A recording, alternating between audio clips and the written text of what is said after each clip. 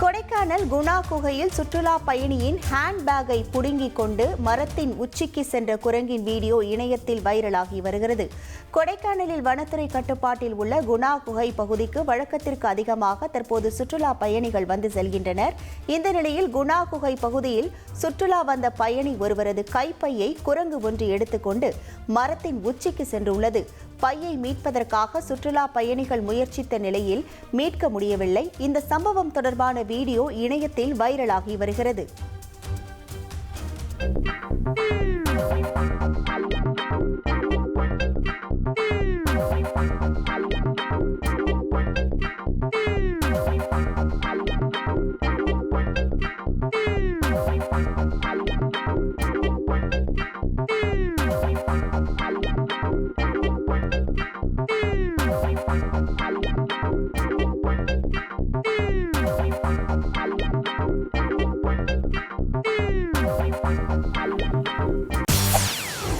செய்திகளை உடனுக்குடன் தெரிந்து கொள்ள உடனே சப்ஸ்கிரைப் பண்ணுங்க.